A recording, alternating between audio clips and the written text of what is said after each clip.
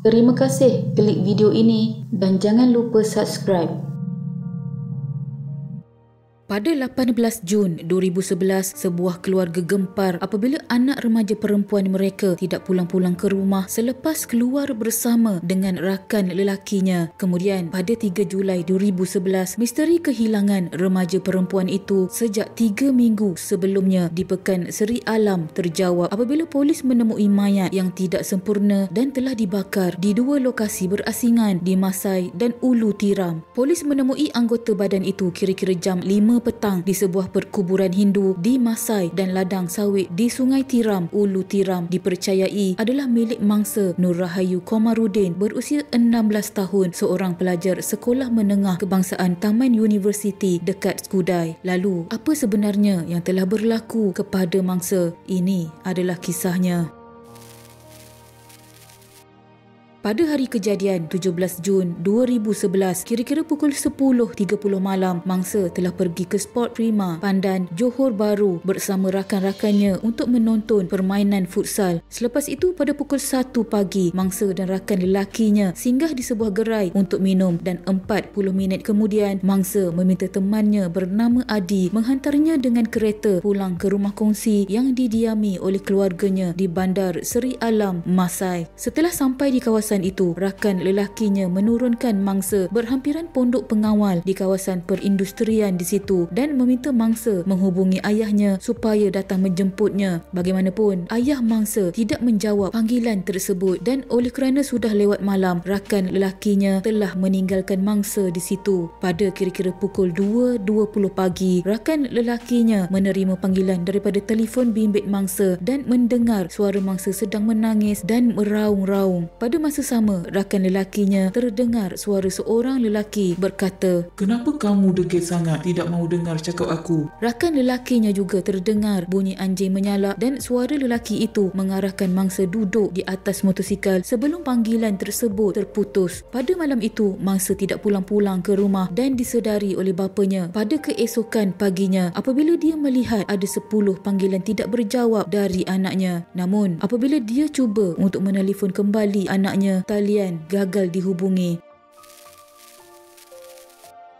Bapa mangsa, Komarudin Bajuri, mengusahakan kantin di sebuah kuari di Masai yang risaukan anaknya telah bertanyakan kepada rakan dan kenalan jika terlihat mangsa, namun hampa apabila mereka tidak mengetahui keberadaan mangsa ketika itu. Sehinggalah 2 hari kemudian, berita pencarian mangsa diketahui oleh Adi, rakan lelaki mangsa yang menghantarnya pulang pada malam kejadian. Dia telah pergi berjumpa dengan bapa mangsa dan menceritakan apa yang berlaku pada malam itu dan mereka sama-sama pergi membuat laporan polis bagi melaporkan kehilangan mangsa. Selepas membuat laporan polis, bapa mangsa telah bertanyakan kepada pengawal keselamatan yang bertugas pada malam itu, iaitu suspek utama kes ini, di Kala Selvan berusia 46 tahun. Tetapi lelaki botak dan tinggi itu berkata tiada apa yang berlaku dan dia tidak melihat mangsa pada malam itu. Bapa mangsa mengenali suspek kerana biasa membeli makanan bungkus dan minuman untuknya. Namun, menurut bapa mangsa, apabila dia melihat suspek berjalan tempang sedangkan sebelum ini suspek tidak berjalan sebegitu, dia curiga kerana suspek tidak datang kerja selama 2 hari selepas kejadian selain memberi alasan kakinya sakit kerana terjatuh motosikal. Dia kemudian merujuk perkara berkenaan kepada polis dan mereka telah pergi ke lokasi. Namun apabila melihat polis, suspek telah melompat ke dalam semak dan melarikan diri sebelum muncul semula selepas polis beredar.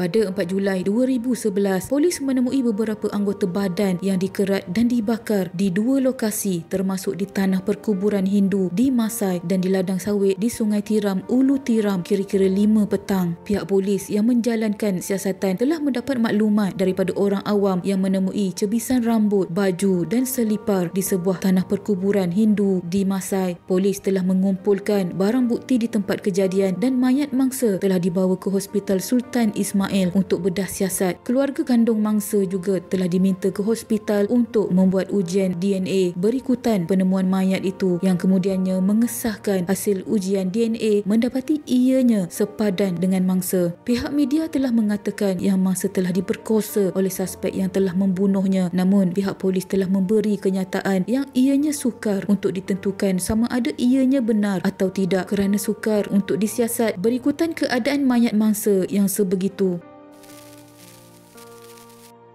Ketua Polis Daerah Seri Alam ketika kejadian berlaku, Superintendent Roslan Zainuddin berkata berdasarkan laporan saksi, mangsa dikatakan dibawa lari oleh seorang lelaki pada hari kejadian dan sejak itu tidak pulang ke rumah keluarganya. Berdasarkan siasatan kes ini, pihak polis percaya kesemua barang bukti konsisten dengan kes kehilangan mangsa. Susulan penemuan cebisan mayat tersebut, menurut Roslan, pihaknya menahan seorang pengawal keselamatan berusia 46 tahun yang bertugas di kuari tempat bapa mangsa mengusahakan kantin. Walaupun suspek cuba melarikan diri, pihak polis telah berjaya menangkap suspek. Suspek telah ditahan ketika cuba bersembunyi di sebuah kawasan semak di Ulu Tiram. Pemeriksaan lanjut mendapati suspek mempunyai 8 rekod jenayah lampau termasuk melarikan orang, pecah rumah dan mendatangkan kecederaan. Kes disiasat mengikut Seksyen 302 Kanun Keseksaan yang membawa hukuman gantung sampai mati jika disabitkan kesalahan.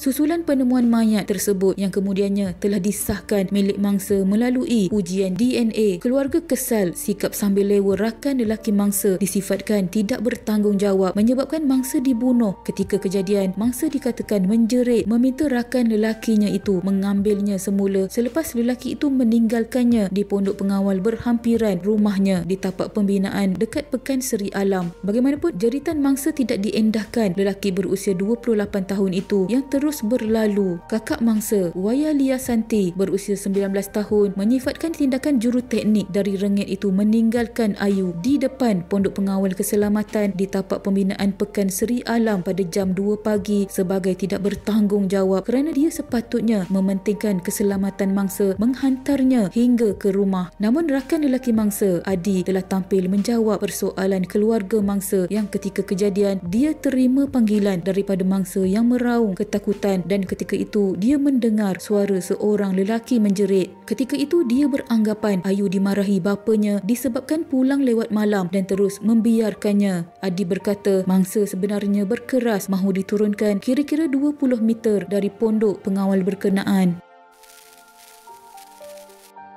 Pada 15 Julai 2011, suspek dihadapkan ke Mahkamah Magistrat Johor Bahru atas tuduhan membunuh seorang pelajar perempuan berumur 16 tahun di ladang kelapa sawit Sungai Masai pada Jun 2011. Tertuduh Dikala Selvan berusia 46 tahun hanya mengangguk selepas pertuduhan dibacakan oleh seorang jurubahasa dalam bahasa Tamil di hadapan Magistrat Hafizah Johor Arif Johor. Tiada pengakuan dicatatkan daripada tertuduh. Mengikut kertas pertuduhan, dia didakwa membunuh Nur Rahayu Komarudin di ladang kelapa sawit Sungai Masai, Jalan Masai Kongkong, Masai antara jam 2.30 pagi dan 2.50 pagi 18 Jun 2011. Dia didakwa mengikut Seksyen 302 Kanun Keseksaan yang memperuntukkan hukuman mati mandatori jika sabit kesalahan. Pendakwaan dikendalikan oleh Timbalan Pendakwa Raya Muhammad Iskandar Ahmad manakala tertuduh tidak diwakili peguam. Keluarga mangsa turut melantik Khairul Azwad Sariman sebagai peguam pemerhati bagi kes berkenaan.